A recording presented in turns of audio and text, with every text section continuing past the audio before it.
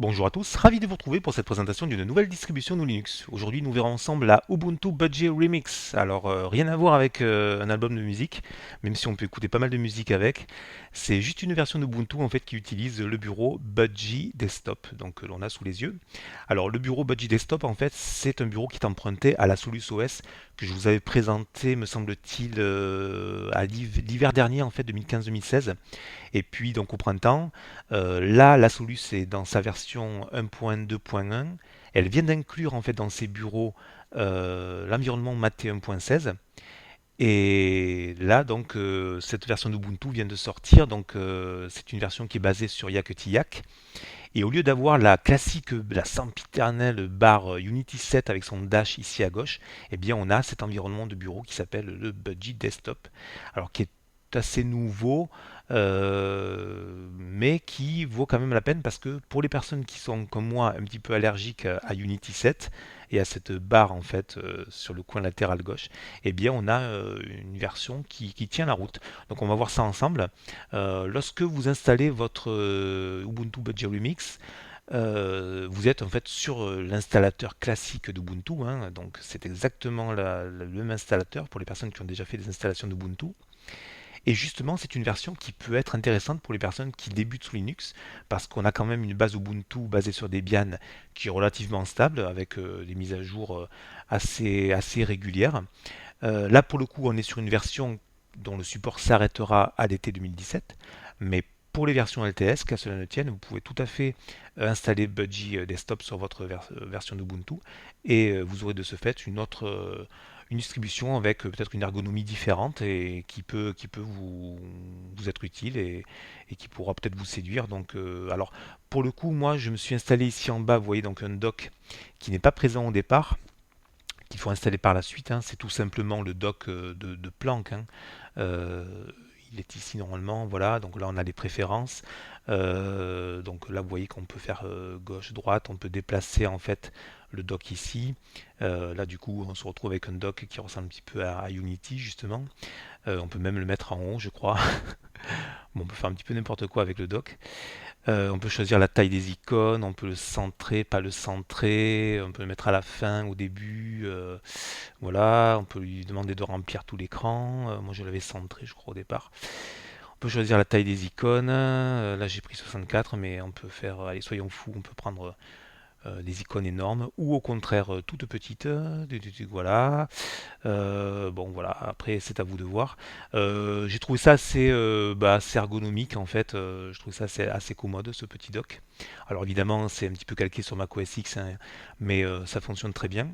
Et pour l'installer, donc, comme je disais, c'est par ici que ça se passe. C'est dans Planck. Donc vous démarrez Planck et vous pourrez après vous installer ce petit dock, ma foi, assez pratique. Lorsqu'on redémarre tout simplement la Ubuntu Budgie Remix, eh bien, on a cet écran de bienvenue, alors qui a son utilité parce que il nous renvoie sur le Software Center, qui est ni plus ni moins que GNOME Software, hein, qui est présent sur Ubuntu. Tiens, d'ailleurs, on peut peut-être faire une mise à jour.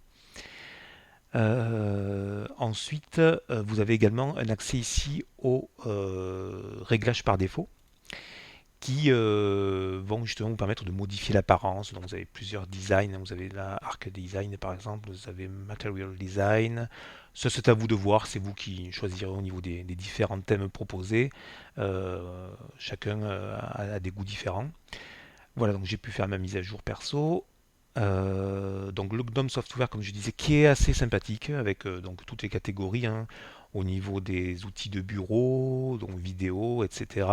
Je me suis servi justement de vidéo pour installer, me semble-t-il, SM Player, qui n'était pas présent, mais qui est un de mes lecteurs favoris. Je crois que VLC d'ailleurs n'est pas présent au niveau vidéo, puisqu'on a le lecteur vidéo en fait de GNOME. Bon, après, si vous souhaitez installer d'autres lecteurs, c'est libre à vous de le faire. Au niveau du Budgie Desktop, tout simplement, voilà comment ça se présente. Donc, on a ici le menu qui est présent. Alors, pareil, hein, au niveau de l'ergonomie, on peut ici accéder. Alors, vous avez ce qu'on va faire, c'est que je vais présenter peut-être par ordre, parce que là je commence à m'éparpiller. Il y a beaucoup de choses à voir, mais vous verrez en fait c'est relativement simple une fois qu'on a tout vu. Donc ici à gauche, donc on a accès aux différentes catégories. Donc c'est une sorte de menu démarrer à la Windows hein, avec différentes catégories. Tout ça est très classique, on n'est pas perdu.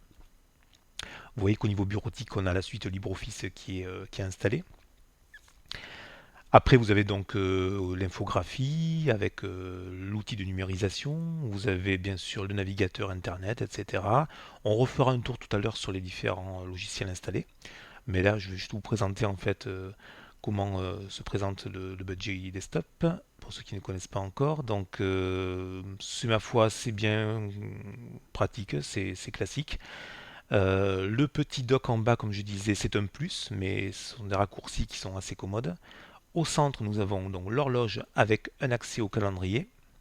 Vous pourrez rentrer tous vos rendez-vous, etc.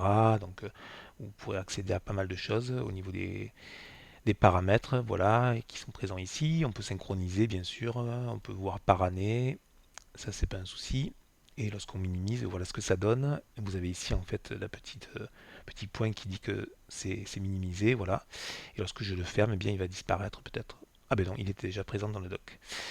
Au niveau du dock, on peut justement enlever, on peut épingler au dock ou enlever.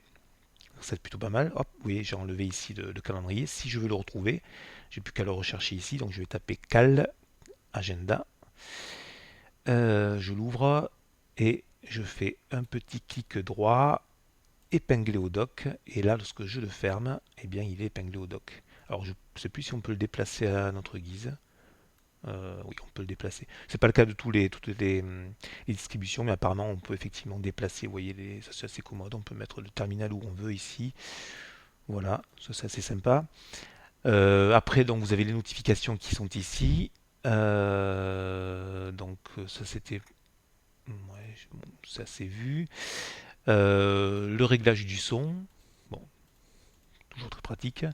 De quoi se donc verrouiller, suspendre, hiberner, redémarrer, arrêter l'ordinateur. Donc c'est par ici que ça se passe. Et ici avec la petite flèche, donc vous avez un accès à ce grand panneau. Alors la petite roue crantée qui est ici ne conduit pas aux mêmes options que cette roue crantée là. Puisque l'engrenage en fait est plus petit et là il est plus grand. Donc celui-ci en fait ben, c'est tout simplement les paramètres.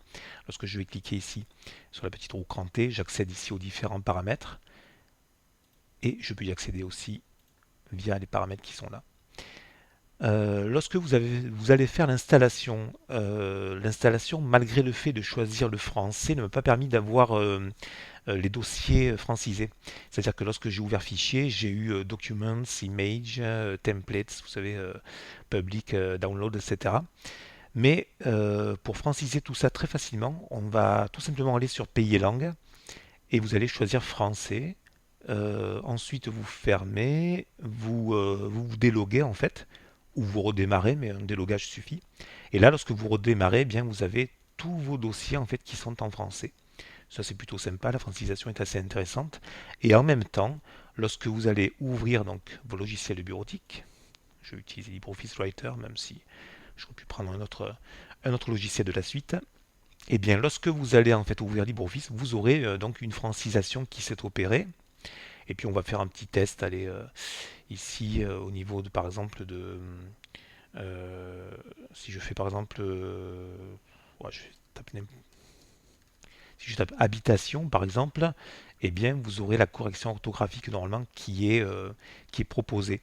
Donc ça c'est plutôt sympa en fait. En un seul clic en fait tout simplement on francise non seulement les dossiers qui sont ici en bas, mais on a également tout simplement le traitement de texte qui est francisé avec la correction orthographique donc dans votre langue. Donc ça c'est plutôt pratique et je n'ai pas besoin d'enregistrer. Tiens d'ailleurs au niveau des fonds d'écran, je vais peut-être modifier parce que le fond d'écran par défaut est sympa, mais on va se choisir peut-être alors ça donc au niveau de l'automne, oui effectivement c'est bien la saison des champignons. Euh, Sinon on a celui-ci qui est pas mal avec la montagne et puis le lac. J'aime bien. Voilà. Tout de suite ça c'est un peu plus ah on respire un peu de nature là, ça fait du bien. Donc on va continuer la visite en fait du Buddy Desktop. Donc je disais alors la roue crantée donc qui est en bas qui nous ramène aux paramètres ici. Après vous avez ici le choix au niveau de tout ce qui est audio, entrée et sortie audio. On retrouve le calendrier, les notifications que l'on a vu tout à l'heure, donc tout ce qui est notification système, mise à jour, etc. Tout ce que le système en fait va utiliser pour vous avertir, ce sera par ici que vous allez le trouver. Et ici la roue crantée en haut à droite, par contre, vous ramène au réglage tout simplement du panneau. Donc là, vous allez pouvoir régler donc votre panneau. Alors c'est celui-ci. Alors soit on peut le mettre, voilà, on peut choisir la position du panneau au bas. De ce fait, ben, on peut tout simplement modifier par exemple ici. Si je vais, comme je disais tout à l'heure, au niveau de planque, position donc haut. Du coup, j'inverse. Vous voyez, je me retrouve avec mon bureau complètement inversé. Pour le coup, ben voilà, pour ça c'est pour les fans de Windows, hein, pour ceux qui aiment bien avoir le menu démarrer en bas à gauche. Voilà, le dock en fait on peut le supprimer, hein. Bon, je vais le conserver pour l'instant. Ensuite, je reviens ici au niveau des paramètres. Donc on peut choisir différents thèmes. Donc là je suis sur Arc Darker. On peut choisir thème iMac. On peut choisir Advaita. Qu'est-ce qu'on a encore? On a Arc tout court. Les icônes, on a Mocha, Logic Icon. Bon, tout ça, en fait, c'est vous qui choisirez, hein, les icônes de GNOME, les icônes Faba. Alors, du coup, ben, évidemment, ça change aussi logiquement ici. Euh, tout ça est affaire de goût, hein, donc c'est vous qui verrez. On peut choisir aussi un curseur noir, le curseur Advaita, Paper, je connais pas, curseur blanc. Euh, voilà, il y a pas mal de choses. Bon, vous vous amuserez en fait à modifier au niveau des fenêtres, tout ça. Vous voyez qu'en fait au départ c'est très simple, puis au fur et à mesure on peut complexifier et modifier les, hum, les différentes icônes. Euh, voilà, je sais même plus où est-ce que j'étais, je crois que j'étais sur Mocha au départ. Tac, tac, tac, tac, ici, voilà, je trouve que l'icône Mocha était plutôt intéressante. Donc au niveau du panneau, voilà, donc on peut gérer. Alors il vous propose de gérer panneau du bas ou panneau du haut parce qu'en fait on peut rajouter des panneaux. Vous voyez que là je viens de rajouter un autre panneau. Et du coup, pour le coup, ben, je peux gérer donc panneau du haut, panneau du bas. Si je vais, alors du coup, ça me permet de rajouter pas mal d'options au niveau de ce panneau qui est ici. À la place, par exemple, d'avoir le dock, vous pouvez tout simplement rajouter d'autres choses. Bon, après, au niveau de l'écran, il faut voir, hein, si vous avez un écran hyper large, c'est intéressant. Euh, pour gérer, donc, je vais faire panneau du haut, et normalement, si je fais panneau du haut moins, bah, celui-ci devrait disparaître. Voilà. Alors attention de ne pas justement faire une bêtise que j'avais fait sur la Solus OS une fois quand je l'ai installé l'année dernière. J'avais sélectionné en fait panneau du bas et j'avais cliqué sur moins. Alors là apparemment peut-être qu'on ne peut pas le faire, mais à l'époque il y avait un bug en fait lorsque vous cliquiez sur le panneau, vous faisiez moins et vous retrouviez en fait avec un beau fond d'écran. Si vous n'aviez pas les icônes ici, le dock sélectionné, eh bien le panneau disparaissait et vous ne pouviez plus du tout accéder à quoi que ce soit à part le terminal. C'était assez comique en fait. Heureusement qu'avec le terminal on pouvait toujours se débrouiller, mais c'était assez comique d'avoir un superbe fond d'écran sur le moniteur et puis plus aucun accès possible au niveau des réglages. Bon, apparemment ils ont bien fait les choses. On ne peut pas en fait supprimer le panneau du bas. Enfin, lorsqu'il y a un seul panneau, on ne peut plus le supprimer. C'est quand même relativement intéressant. Après, au niveau de la taille, voilà, hein, vous pouvez agrandir le panneau. Je vais rester peut-être sur 26 pour ma part. On peut lui rajouter des ombres. Enfin, il y a pas mal de possibilités, voilà. Et on peut bien sûr également rajouter des éléments ici, comme la météo, etc. On va revenir ici sur Général. Qu'est-ce que je voulais vous montrer encore? Je crois qu'au niveau des panneaux, c'est fait. Donc, oui, c'est quand même bien pratique, hein, cette histoire de panneau qui est ici. D'ailleurs, pour le coup, il est peut-être Hop, voilà, on va revenir. Tuc, tuc, tuc, tuc, 26, voilà. Et on va peut-être agrandir. J'avais mis, qu'est-ce que j'avais mis? J'ai mis des ombres ici. Euh,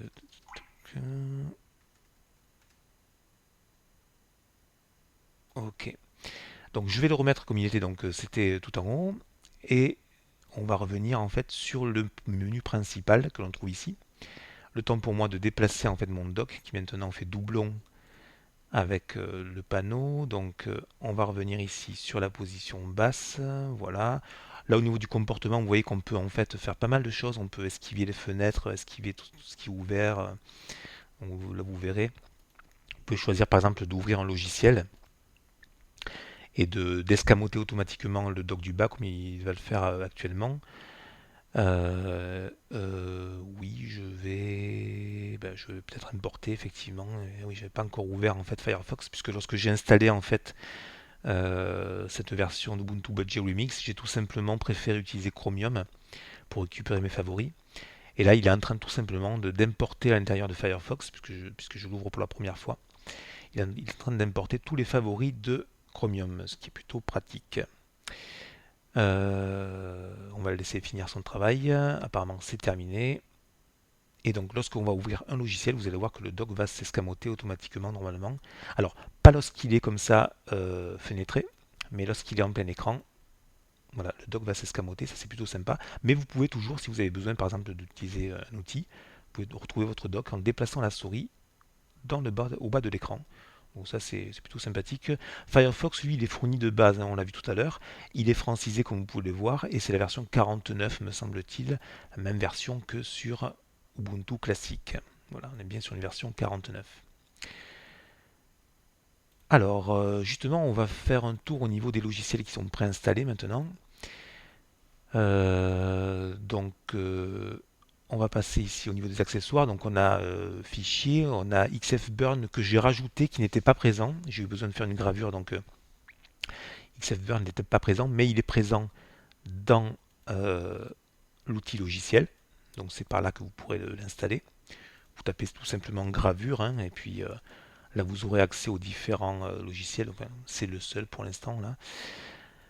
Si vous avez besoin, par exemple, d'un logiciel, je ne sais pas, de son, eh bien, vous tapez le mot, tout simplement le mot-clé, ou alors vous utilisez les différentes catégories, et là, ça vous permet en fait d'accéder aux différents logiciels. Vous connaissez peut-être déjà l'outil logiciel, donc, qui est dans sa version 3.20. Alors, on continue, on fait le tour. Donc, au niveau des ressources système, alors c'est un petit peu là que le bas blesse en fait, parce qu'on se retrouve avec Ubuntu déjà, lorsque je vous l'avais présenté, qui consommait, je crois, quasiment 1 giga de mémoire vive. Et bien, pour le coup, avec Ubuntu, en fait, on se retrouve à cette Budgie Remix. Elle consomme quasiment 900, je crois que c'est 843 ou 850 mégas au démarrage. Là, pour le coup, comme j'ai ouvert pas mal de logiciels, en plus j'enregistre, donc on est déjà, vous voyez, à 1 giga 6. Donc pour les systèmes en fait qui ont seulement 2 gigas de mémoire vive, ça va être un peu juste. Euh, c'est le gros point noir en fait de cette Ubuntu Budgie Desktop. Elle est très gourmande en ressources système, mais Ubuntu était déjà très gourmande et de plus en plus gourmande au fil des versions. Donc à vous de voir si ce point est rédhibitoire pour vous au niveau de la consommation de RAM. La bureautique, donc on l'a vu ensemble, on a vu que c'était francisé, on n'a pas vu le numéro de version, donc on va voir, je crois que c'est la version 5.2 de LibreOffice me semble-t-il. On va jeter un coup d'œil. C'est la version 5.2.2.2.2.2, d'accord. Et puis, au niveau d'Internet, donc on a Firefox, on vient de voir. Quelques jeux présents, vous pourrez en rajouter par la suite. Au niveau administration, donc le gestionnaire de mise à jour. Alors, le temps qu'il fasse les vérifications de base.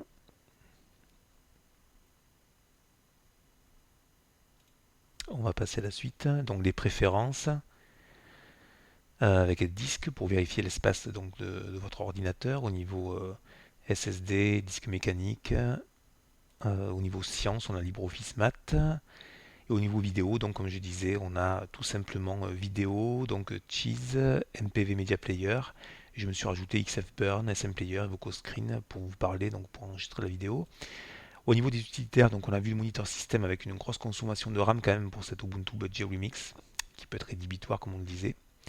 Gestionnaire d'archives qui est présent, visionneur d'images, voilà.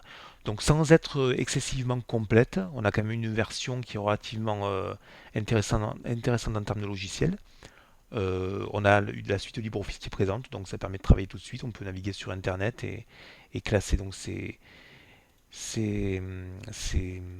fichiers avec donc l'outil fichier qui est là. Donc pour moi une version qui est plutôt intéressante sur le long terme. Donc pour les personnes qui vont peut-être avoir envie d'avoir une version LTS, je vous conseillerais plutôt d'installer une Ubuntu 16.4 et puis de rajouter le Budgie Desktop par-dessus, parce que là on est sur une version, comme je disais, dont le support va se terminer en fait bien à l'été 2017, donc ça risque d'être faire un peu juste au niveau de la longueur sur le long terme. Par contre, après au niveau ergonomie, vous voyez que ça c'est relativement rapide, ça répond bien. Gourmand en ressources, effectivement, mais si vous avez un ordinateur avec 4 Go de RAM, ça passera sans problème. Si vous avez un ordinateur avec 2 Go, avec plusieurs logiciels ouverts, ça risque d'être un peu lourd. Surtout si vous faites de la vidéo ou du traitement vidéo. Après, si c'est pour naviguer, si c'est pour faire du traitement de texte, éventuellement regarder quelques photos et faire un peu de lecture vidéo, ça passera tout juste, mais il vaut mieux quand même avoir un ordinateur avec 4 Go de RAM pour utiliser cette Ubuntu Budgie Remix. Donc elle a le mérite d'exister, elle n'est pas parfaite, mais elle apporte un plus au niveau des utilisateurs Ubuntu puisqu'elle permet d'utiliser donc le Budgie Desktop, et ça pour les personnes qui sont allergiques à Unity, eh bien c'est un plus. Sachant que vous avez aussi d'autre part, par ailleurs, Ubuntu Gnome et Ubuntu Mate, qui est surtout Ubuntu Mate, qui est une version qui est vraiment très réussie, que j'avais présentée à la fin de l'été, début septembre 2016, et qui est vraiment pour moi la version à privilégier pour les utilisateurs d'Ubuntu parce qu'elle est vraiment très très intéressante. D'ailleurs, Mate Desktop depuis plusieurs mois maintenant, plusieurs années, fournit vraiment pas mal de nouveautés. Je trouve que c'est un bureau qui évolue beaucoup. Même si j'aime bien XFCE puisque je suis sous une Manjaro XFCE, mais j'aimerais qu'XFCE évolue à la même vitesse que Mate, ça serait vraiment parfait en fait. Mais là pour le coup au niveau des environnements de bureau, on a donc Mate Desktop qui évolue pas mal. On a Budgie Desktop qui est tout récent, tout nouveau, hein, puisqu'il vient de la Solus. Solus qui a été créé from scratch, c'est-à-dire à partir de la feuille blanche. Et là, pour le coup, eh bien, si vous souhaitez avoir un environnement de bureau qui est rapide, qui répond bien, joli, je trouve plutôt joli en fait, eh bien, Ubuntu Budgie Remix est fait pour vous. Après, comme je disais, en termes de consommation de mémoire vive, on se retrouve très rapidement, vous voyez, à 1 Go 6, alors que j'ai ouvert quelques logiciels. Donc, plutôt pour les ordinateurs avec 4 Go de mémoire et au-delà. Voilà, ben je crois qu'on a fait le tour de cette version. Je voulais pas faire une vidéo trop longue non plus, puisque j'avais déjà présenté Ubuntu. Après, sous le capot, hein, c'est de l'Ubuntu, hein. Donc on a le noyau 4.8. Voilà. À vous de voir si cette Ubuntu Budgie Remix peut vous séduire. Écoutez, voilà, je vous retiens pas plus. Je vous dis merci d'avoir tenu le coup jusqu'à la fin de la vidéo. Et je vous dis à bientôt pour le test d'une nouvelle distribution GNU Linux. À bientôt.